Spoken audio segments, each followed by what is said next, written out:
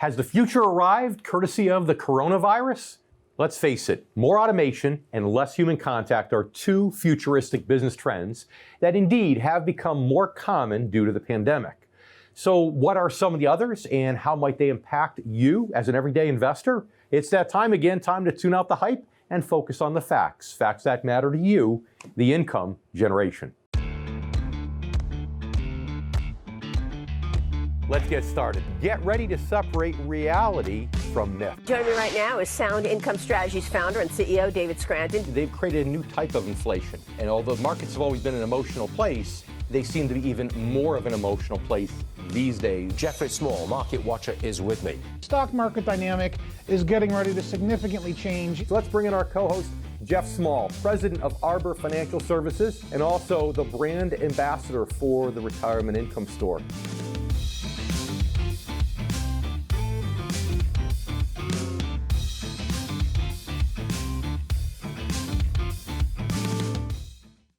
Just on our last show, we talked about how this coronavirus crisis is actually permanently reshaping how Americans spend in many different ways. Today, we'll focus on the other side of the coin with a look at how businesses are changing from the factory floor to the showroom floor in order to adapt to this new economy. Now, while some of these changes are occurring in direct response to shifting consumer trends, others are being driven by different forces. For example, some lessons learned from the pandemic, rapid advancement of new technologies, and the increased debt that many businesses will be carrying long after the pandemic disappears. The coronavirus crisis has the potential to reshape the entire business landscape right here in America. It's important for you as an investor to understand how that might actually affect financial markets, along with how it might affect your portfolio. We'll talk about that and much more right here on today's show. And joining me, of course, with his insights will be marketing and business growth advisor, Rory Fatt. Also joining me, as always, my co-host, Jeff Small. But before we talk to Jeff, let's talk about how the pandemic is increasing the need for businesses to automate and to ultimately innovate. Science fiction writers have long envisioned a world in which robots and machines have taken the place of humans in many different areas of the economy. Their visions have proven accurate overall. Automation has replaced human workers in an increasingly wide range of roles ever since the Industrial Revolution. From factory workers to bank tellers, millions of jobs originally held by people are now more frequently handled by machines and computers. Now, of course, that's just old news. What's less widely known is that this trend frequently speeds up during times of economic hardship. Over the last 3 recessions that have occurred in the last 30 years, the pace of automation increased during each one. This according to the National Bureau of Economic Research. And that's likely to be the case with this coronavirus recession as well. Automation was already on pace to affect 400 to 800 million jobs by 2030, and this according to a 2017 estimate by the McKinsey Global Institute. Increasingly, it is becoming possible to imagine a world of business like the ones depicted in science fiction writers, where humans' contact is generally minimized, again, all the way from the factory floor, all the way to the office, and all the way to the store. Minimized, but not eliminated. You know, as we discussed in our show on consumer trends, people are always going to want to shop in stores and to eat in restaurants. They like being taken care of by fellow humans as part of the experience, rather than by computers and machines. Despite the increasing availability of telehealth options, people are always going to want and need to see doctors in person. However, for businesses to survive in this new corona economy, many will have to accept this increased shift toward more automation and more digital commerce, and to move more of their financial resources toward it. For many, that will mean new budgets and reprioritizing, and even reimagining their entire business model. It might mean doing so while digging themselves out of a financial hole with borrowed money. In other words, the process of rebuilding might also mean finding ways to be more self-sufficient and to be more resilient when the next crisis hits, as it inevitably will. We'll talk more about that coming up in just a bit, right here on the show. And now it's time to welcome my good friend and co-host, Jeff Small, president of Arbor Financial Services, a retirement income store located in Melbourne, Florida. Jeff is also our very own brand ambassador of the Retirement Income Store and Amazon best-selling author of the book, Turning Financial Planning Right Side Up. So Jeff, every crisis, virtually every crisis in history, has led to more technology, more innovation, more automation. And of course, as you know, right now, the tech stocks are really leading the stock market rally by a huge margin over virtually every other sector. So is this the reason why? You know, it really is. The coronavirus is accelerating the pace of innovation into digitization because consumers need connectivity. Companies still have to deliver their products. People are ordering things online. So the reason the NASDAQ is at record highs is specifically for that reason, Dave, because we are ushering in incredible innovation into digitization at this time. And you know, it's interesting, we're going to have our guest on in a minute, Rory Fatt, who's going to talk about some of the innovation that has to occur in restaurants to make the industry thrive once again. So I can't wait for that interview. But you know, for our listeners, for our viewers, it's important for you to understand that a lot of these indices are weighted based upon the size of the company, okay, especially the S&P, the NASDAQ, and some of these technology companies are much bigger. So even though they may only be a small percentage of the number of companies in the index, if they're larger companies on a capitalization basis, then they have a bigger effect on the index. Because Jeff, right now, I mean, you know, maybe a third of the companies are actually really thriving and are really ahead, whereas a big number of them are actually, you know, kind of sort of behind, well behind where they were pre-COVID in terms of stock price, correct? Dave, you are exactly right. Mega cap stocks in the tech sector are accelerating the new highs in the indexes across the board. And 2/3 of the market is still 20% to 25% below the peaks from early February prior to the correction in March. So you're exactly correct. So this can have momentum, right? We've seen this momentum in the 90s. I remember 1998, I thought, you know, the tech stocks, the bubble was going to burst. It went on for another 18 months, right? So sometimes this momentum can carry a ways, but I mean, you know, how far can it go? I mean, are we getting back to 1999 all over again? Well, I think we're getting back to a point where fundamentals are going to mean more going forward. It's not going to be about, who's going to be dynamic in this new economy of digitization because we're codependent on connectivity to conduct our lives again. And so fundamentals are going to be more important as each quarter passes. And so it's going to be very interesting to see the earnings growth in these companies, despite their rapid stock market increases of over 50% for most of them over the last 3 months. So you're saying Tesla with the price to earnings ratio of about 10,000 could possibly be just a little bit overpriced at this time? Dave, Tesla's up 250% this year. That is the largest increase in value for any big stock that size. And so yeah, Tesla I think is technically overvalued. I'd look for a pullback in Tesla to maybe at the $1,000, $900 range. And what's interesting is, you know, for our viewers and our listeners, I want to share with you that, as you know, stocks are often valued on something called a PE ratio, the price per share divided by the earnings per share. And when we saw PE ratios on the Standard & Poor's 500 get over 30 and get close to 40 at the end of 1999, that was one of the biggest bubbles the stock market's ever seen. And there are a good number of stocks now, tech stocks, that are well over a PE ratio of 40. I mean, it's not just Tesla at, you know, 10,000. There are many that are up at that level. So Jeff, what I want to do is later on in the show, one of the things we haven't talked about, I think we should touch upon right after our interview with Rory Fatt, is really about growth stocks versus value stocks and the difference and what's been out of favor for a while, but also what's likely maybe to come back in favor in the future. You know, we're always talking about bonds and bond-like instruments and fixed income, but I want to have that conversation too after the next couple segments with you. So meanwhile, you stay with us. We have more coming up in a moment right here on The Income Generation, including an incredible interview with Rory Fatt. Stay with us. We'll be back in a moment.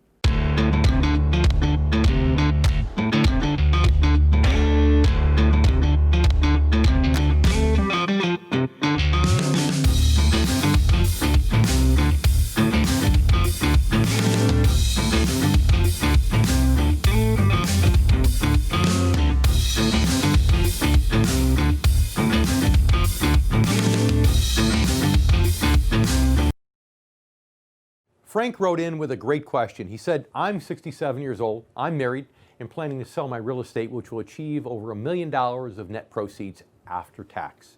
Currently, I'm receiving about $50,000 a year in income from this real estate. Where can I put these proceeds to achieve about the same amount of income? Frank, that's a great question, because you're selling real estate. Other folks might be approaching retirement and selling stocks or stock mutual funds and looking for income. The good news for you is that there's a whole universe of non-real estate investments that have to do with investing for income instead of growth. Just like when you buy real estate, you can flip properties or buy raw land, in which case you're investing solely for growth. You're hoping to buy it at this price here and it goes up to that price there. However, you chose to invest in rental properties because you like the consistent income, the cash flow. And when you're getting that cash flow on a regular basis, even if real estate values drop, it doesn't matter as much because you're getting consistent cash flow. There's a whole universe of investments in the non-real estate financial markets that do that same thing. And some of them, even like your real estate, are investing by contract. So just like you have a good lease with creditworthy tenants, some of those things in this income world are just like that, where you have a contract with somebody that's promising to pay you this much money every month. So replacing that income, or at least most of that income, absolutely shouldn't be a problem. And the good news is you don't have to worry about getting calls from tenants anymore. You don't have to worry about doing any maintenance or anything like that, or paying any real estate insurance, because now you're getting into a much simpler method of generating income.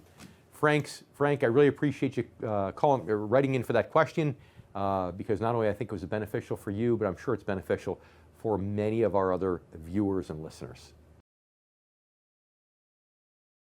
Meet Bob. 10 years ago, he made the shift from investing for growth in the stock market to investing for income.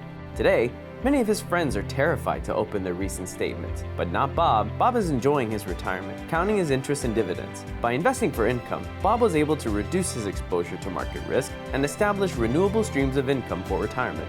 Sound familiar? If not, start with our free retirement income kit by calling 888-888-4176. The Retirement Income Store, where retirees go for income.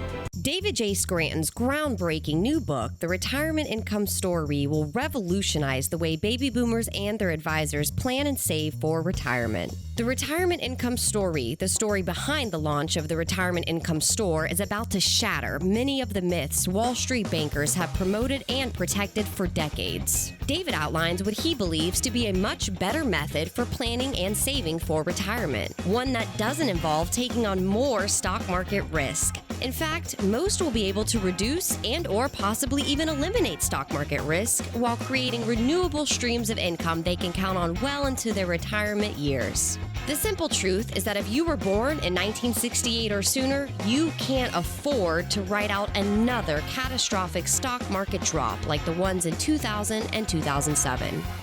Read The Retirement Income Story and revolutionize the way you plan and save for retirement. For behind-the-scenes photos, retirement planning tips, and upcoming giveaways, follow the Income Generation Show on Facebook. And don't forget to subscribe to our YouTube channel to watch video clips, guest interviews, and to catch up on past episodes.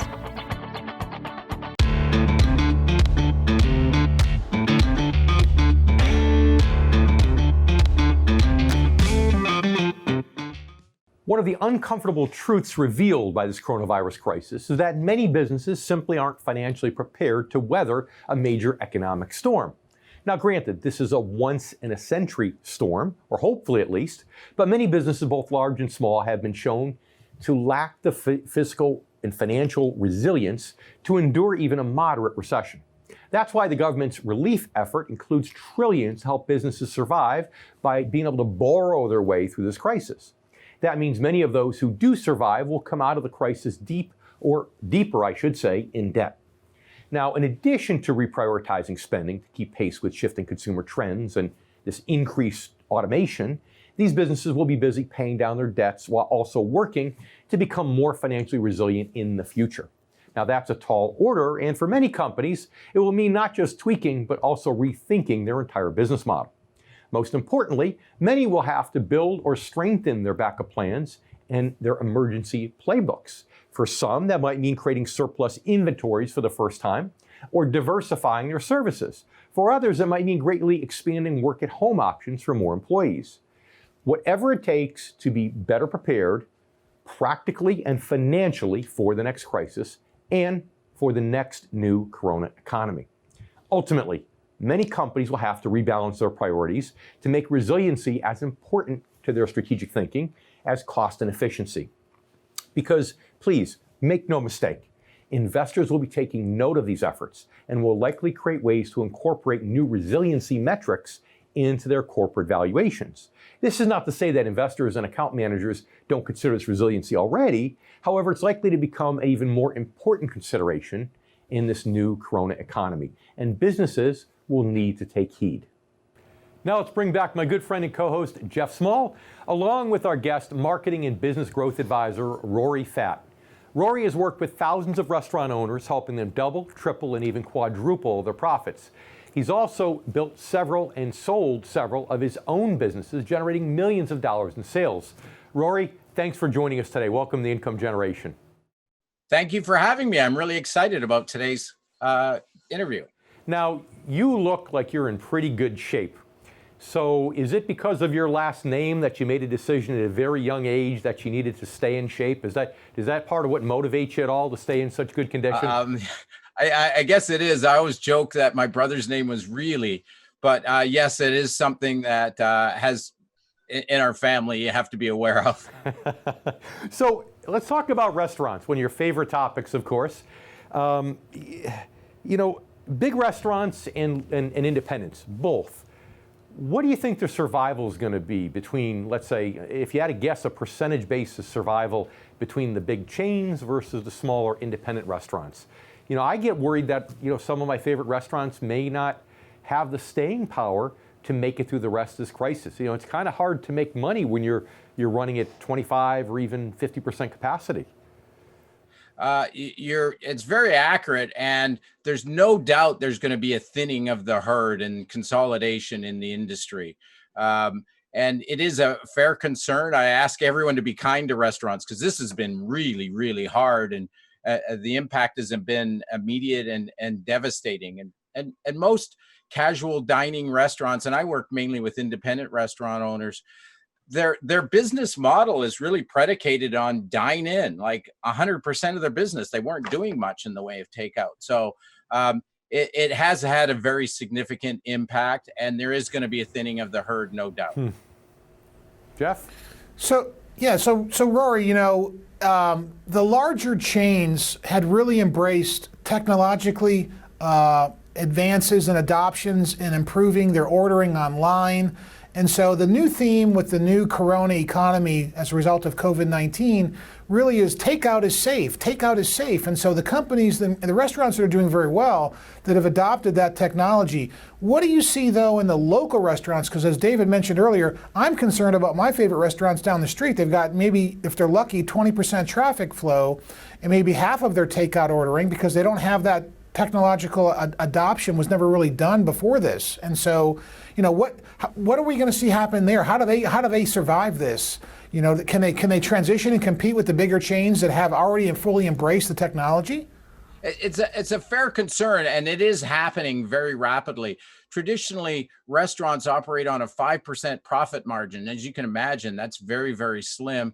And so they are slow to invest in new technology. However, online ordering, mobile menus, anything mobile has rapidly increased in adoption in independent restaurant owners. So I think you'll see it. They certainly are, have pivoted to takeout and drive through, and outdoor dining has been really, really big, as well as adding things like alcohol where they're allowed to for takeout dining. And there's been lots of creativity. Restaurant owners are very, very resilient and creative. I've got clients that have added, big tents if they've got room for it. And that's had a really, really big impact. So I think they're creative, and those that are resilient and have taken advantage of some of the programs that have been offered are certainly making their way through this. Do you think it's safe? People say takeout, it's safe. All this touchless delivery, and you're not going to open the window to a car and throw it in the window like a Frisbee, right? Somebody's got to touch it along the way. People aren't changing their gloves every single time. So, I'm interested in seeing your feedback on that, because that's one of my concerns why I really haven't even done takeout. I mentioned in last week's show where it was actually the first time since the crisis started that I actually ate out in a restaurant, and the experience was so strange, I don't even know if I'll do that again for a while. But is the takeout really safe as they say? Well, it's a good question, and there really is a variety of people's perspective on safety. And I'm not a medical expert as to what is safe, and that's kind of all playing itself out now. But I think what consumers are looking for, and I'm recommending to restaurant owners, is really the paramount thing, is to make sure their teams, their employees are safe and they're following the protocol. And so a large part, most restaurants are. It's kind of as if, all consumers have moved and they're reestablishing relationships with businesses, and restaurants are certainly one of the prominent ones. So I think it is safe, but you do need to be looking and seeing what restaurant owners are doing to make sure that you are safe as a consumer. So I think generally takeout is considered as safe. What I'm told is that when we're in the same space for long periods of time with other people that are infected, that's when we are at risk. So I think, generally speaking, takeout is one of the safest things to do as a consumer today. It's safer than going to the grocery store or going to Home Depot. Takeout is much safer than everybody realizes. It's one of the top things that we can still do. And so, I think if you're a restaurateur, if you're creative, you're probably looking at ways to develop a restaurant theme that's based on takeout and delivery as a combination. I mean, would you not agree on that, Rory? That's going to be the trend as long as COVID is around. Yeah, no, takeout and delivery, and I'd like to talk a little bit more about delivery, but also drive-in and dine-out has been, outdoor dining has been really, really big. People seem to be very, very safe with dining outdoors on a patio. Sure. For delivery. Rory, I need to take a commercial break here, but let's have you back. If you could stay for a moment, I'd love to have you back in the next segment to talk more about this. I apologize.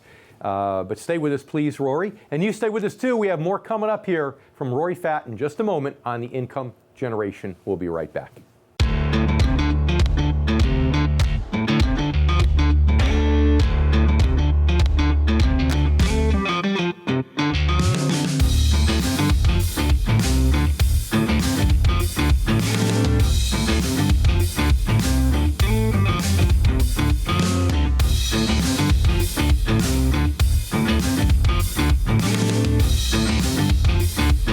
Hi, I'm David Scranton. As we reopen America during these difficult times, we're all practicing social distancing. But at the Retirement Income Store, we're also practicing stock market distancing. You don't have to cross your fingers and toes hoping for growth in this unpredictable market. There is a more conservative way, and that's to invest for income without all the stock market risk. Call the Retirement Income Store today at 888-888-4176 for your free retirement income kit. Call 888-888-4176 now.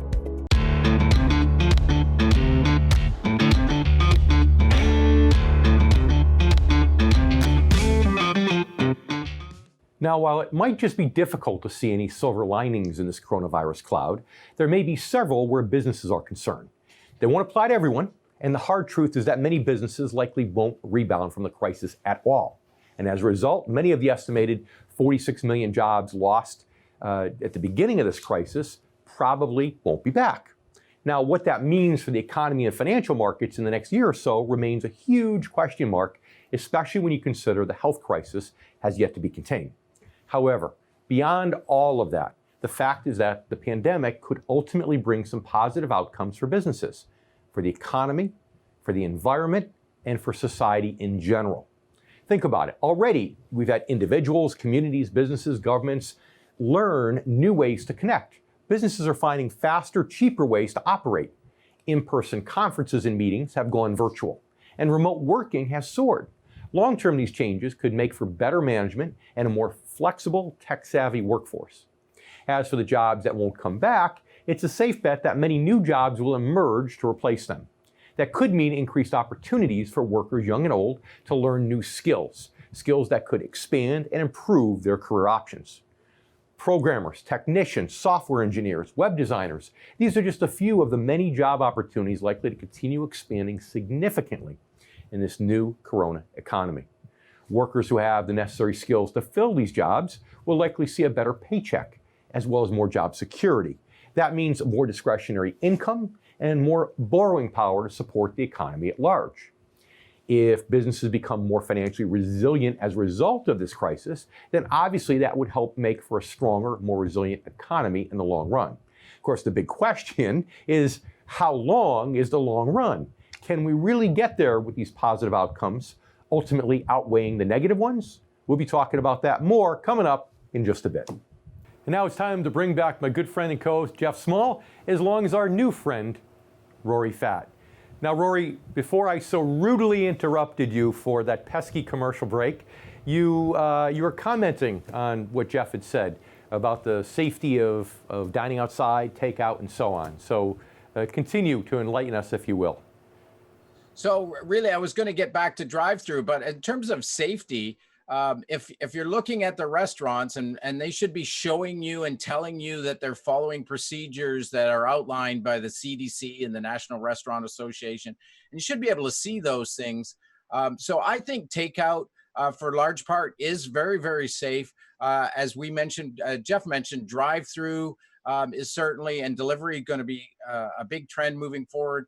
But with respect to delivery and independent restaurants, with the amount that is taken for the delivery companies when they contract it out, it really has not been that much for the independent to focus on as a source of profit moving forward. So, you know, as a marketing guy, it seems to me that, and you being a marketing guy could probably tell me better, but it seems to me as though restaurants could do a better job marketing that safety to make skeptics like myself feel more comfortable, whether it's ordering takeout or even dining in. Very accurate. And what we've seen is for the restaurants that have a database, and any successful restaurant should have a really good customer database, direct mail address, email address, Facebook Live, all those things. And all the clients I'm working with are massively increasing their communication to tell people what they're doing. And more importantly, when you're in the restaurant, you should be seeing what they're doing, all the steps that they're taking to make sure that you're safe. So very, very important. Well, you know, that all works, Rory, but in California, they just shut down all the restaurants. I mean, if you're a restaurateur, none of that really matters now. It's very, very hard and very, very frustrating for restaurants when they're following procedures and all of a sudden they have to start again. And the costs, these are all adding dramatically to the expenses of a restaurant, and their business model is built on 100% dine-in. So it's really turned everything on its ear.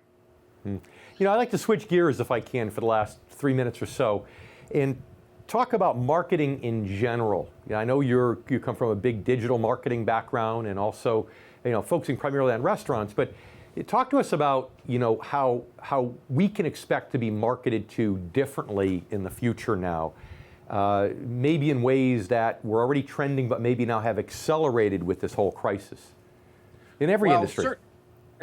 Certainly online reviews are something that everybody's looking at. People are looking at online reviews before they try any new business, and restaurants is a very big component of that. I'm actually a big old direct mail guy, and there's not as much direct mail in our mailbox right now. It's really standing out, and it's very, very effective. So I think with consumers now looking for new businesses, I think that there's going to be a lot more marketing coming to us, but safety is priority for their employees and also for their customers, and that really needs to be communicated in all their marketing. As a visionary, where do you see some of these restaurant owners or that can't stay afloat during this, or even some of their employees, some of the chefs, some of the people waiting tables, professional bartenders, professional waitstaff, career people? if that changes, I mean, how do you see them being, as a visionary, how do you see them being retrained, and what can they do? Well, I really think that this is where we're going to have to create experiences in a different way. Like we've been evolving to do things virtually, so must a restaurant. I've got one client who's done tequila tastings and wine tastings and then hosted them virtually. Musicians, how can we integrate that with so that you get the food and you come home and you have an experience that you can watch in and dial in. I think that, I don't know if this is going to last forever, but I also think that we're probably going to have to pay more for dine-in experience in a restaurant because all these costs are massive and restaurants don't have the margins to absorb it. So I think we're going to see price increases too. Yeah. And Jeff, I know, for example, you said before to me that if you had to pay more to go to your favorite restaurant to help them stay in business, you'd be willing to do that because it's a local business. It's your favorite restaurant, right? Well, I would not mind doing that at all, but the problem is you don't feel safe when you're in a restaurant. I mean, you're exposed, even though the servers and everybody in the restaurant has gloves and a mask on. It's all the other people that are sitting there eating and talking and whatever, because you can't wear a mask when you eat. And when you get, I was in a restaurant recently in North Carolina, and everybody in there their mask was off. Yeah. Every patron. Of course. So 30 seconds left. Rory, what do you tell all the restaurateurs listening to the show here, watching the show, what do you tell them to do to have the best chance of staying afloat over the next several months until we get an answer to the virus? Well, take advantage of all the programs. Most restaurants conserve your resources as much as possible. Massive communication, build a database and massive communication of what you're doing. So people like all the precautions they're taking so that they can have a safe experience when they do dine out. Those are all very, very important things. Makes good sense. Rory, thanks so much for being part of the show. We really appreciate it. Hope to see you again. Yes. And you stay with us too. We have more coming up here in just a moment on the Income Generation. We'll be right back.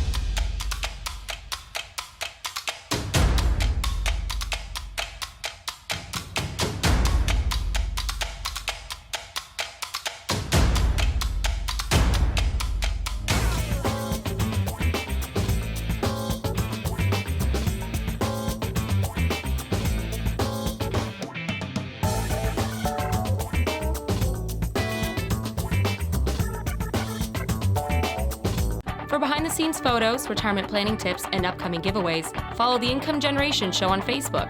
And don't forget to subscribe to our YouTube channel to watch video clips, guest interviews, and to catch up on past episodes.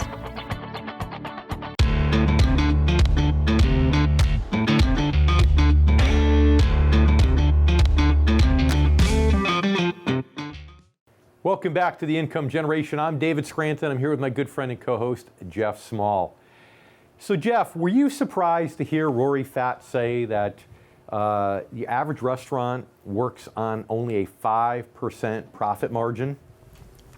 No, it wasn't shocking at all to hear him say that the margin was 5% for restaurants. That's, the restaurant business is a volume business, Dave. The more volume you make, obviously, the more customer volume, the more revenue you generate to the bottom line or to your profit side of the equation. So, restaurants are really getting beaten up right now with everything that's going on with this new corona economy and people being afraid to go out to eat. I mean, you and I have been in restaurants for the first time, since probably February, actually, recently, right? Yeah. I know for me that's absolutely true. I've been out twice and both experiences, as we said, has been a little bit strange. So yeah. But I wonder if he's talking about the bigger restaurant chains at a 5% profit margin, because I would think little mom and pop places, and just for our viewers and listeners to put that in perspective, if you're on a 5% profit margin, let's say you want to make, you're a self-employed restaurateur and you want to make $5,000 a month just for your own pocket. That means you need to bring in 100,000 of revenue in a month just to bring in 5,000. That means that if your customer base goes down by 5%, your profits vanish. So I'd like to think that maybe that's the big chains with all the overhead, not so much the smaller entrepreneurial restaurants. You know, am I wishful thinking maybe on my part? Well, I think he was lowballing it. It's usually a little bit higher than that, between 5 and let's say 15%, depending upon what the overhead is, what type of particular food segment they're in, and what their costs are for that food. So, I think it's still a skinny margin business, and so any lack of volume, any decrease in customer flow, and just like you said, the profits disappear. And unfortunately, we're going to be sitting here, Dave, in 6 months, and a third of all the restaurants that everybody knows in their neighborhood, all of our viewers and listeners know, are going to be gone. They're not going to be here in 6 to 9 months. Yeah, and some of these tech companies we're talking about too are probably working on a 5% profit margin, which is why, if their business increased by 5%, their profits have essentially doubled. So the nice thing about having a small profit margin like that is if your business goes up just a little bit because maybe you were a favorite industry during this crisis, you could double your profits. So if you double your profits, you essentially double the price of the stock. But if it goes back down, that's ultimately the risk. So, as promised, I want to talk about this whole growth versus value argument. And for our viewers, when we talk about growth versus value, what we talk about is different types of stocks, and growth stocks and value stocks each are in all different industries. But generally speaking, growth stocks are stocks that don't pay a very high dividend yield because they pay out a lot of, basically they have a lot of growth opportunities. They want to reinvest their profits to try to grow, whether they're acquiring other companies or what else they're doing. They don't want to pay out a lot of dividends to shareholders. Value stocks tend to be companies that pay out more dividends to the shareholders. Maybe you're at the have captured majority of their market. They can't get much bigger. So as a result, they pay the money out in the form of a dividend. But then essentially, to pick, okay, which of these companies is undervalued because all of a sudden everybody likes these growth companies, the Amazons and so on. So now which companies are out of favor where we can invest, get something undervalued, and get a good yield. And Jeff, the irony is that, as you know, over the last 7 years or so, growth stocks have outperformed value stocks by a good margin. But what do you think? Do you think that's just because of all the cheap money around the world from all the central banks that just accelerated over the last few months? Well, it's really mystifying as we've seen incredible rotations into the tech side of the equation the last 90 days since the market corrected in March. But when we look at growth versus value, Dave, I think, the next 12 to 24 months, it's going to be really hard for growth stocks to beat value because people are going to be more dependent upon dividend income to accelerate their earnings or their potential for their portfolio to expand versus growth stocks because we're at a plateau. And it's going to be really hard for stocks to, at this valuation, to grow from here any further. It's going to be very difficult. Where the rotation of money has come in, Dave, we've all been wondering that. Corporate stock buybacks have fallen off the cliff. So who's buying all these stocks? It's just money flows coming in and rotations coming out of other sectors, propelling the new sectors that will do better. And I think we're at a plateau in that regard. Well, there's a study came out recently that some of the big clearinghouses said that the average investor, the do-it-yourself investor, a lot of whom are watching right now, the number of trades in the second quarter of individual stocks is nearly double what it had been in a typical quarter. So I think it's a lot of investors betting on some of these big tech companies, the FANG stocks and things that they're excited about, which is great. And I don't know if I agree, Jeff, that it's going to have a tough time growth stocks continuing through the year because momentum, as I said before, can last longer. In the late 90s, it lasted 18 months longer than I thought. But I do believe that the resurgence is going to be toward value. And part of it's because over the long run, almost half the return of the stock market over the very long run is from dividends, not just because it's part of the return, but also because when people reinvest those dividends to buy more shares, it helps their account grow more exponentially. So we're going to be continuing this conversation coming up here on The Income Generation right after the break in just a moment.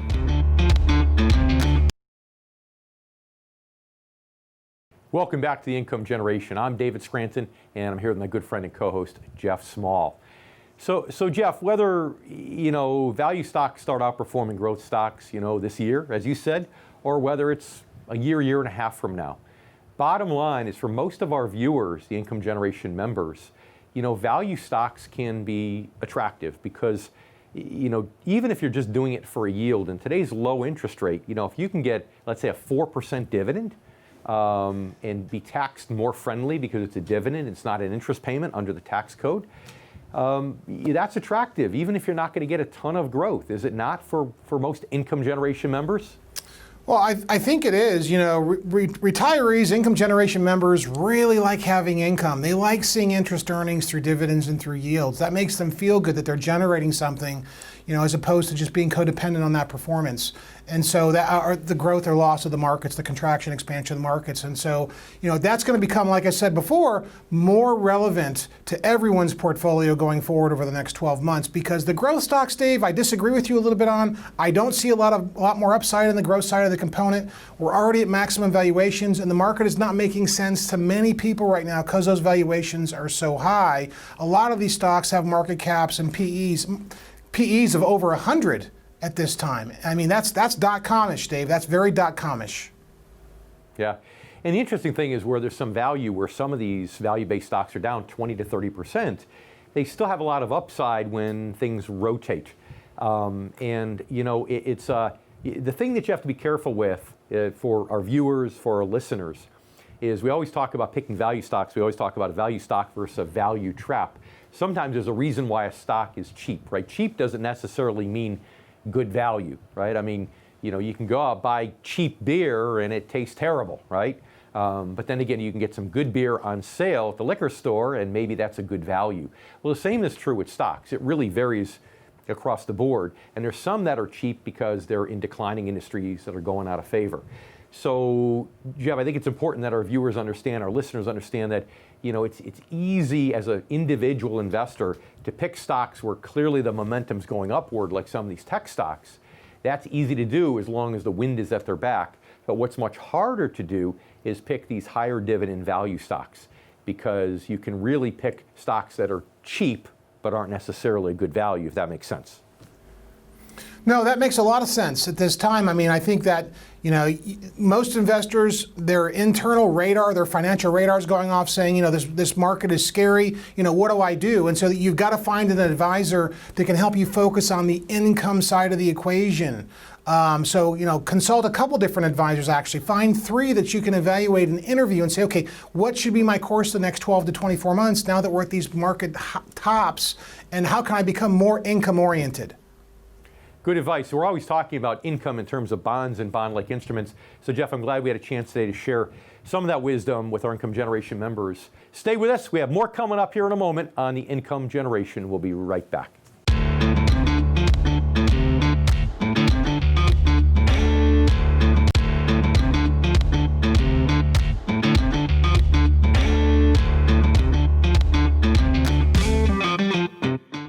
I'd like to thank our guest, Rory Fatt, as well as my co-host, Jeff Small, for joining me today right here on the Income Generation. Most importantly, I want to thank you, our new and returning viewers.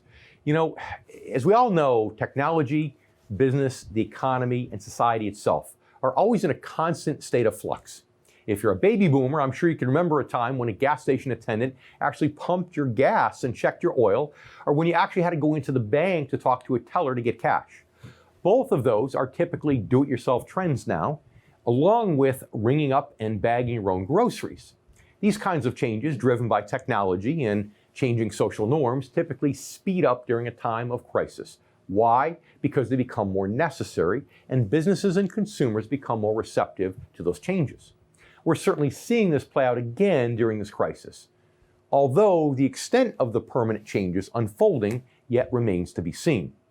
Change is always difficult, and it isn't always for the best. However, it is inevitable, and the key to handling it lies in adapting and staying ahead of it.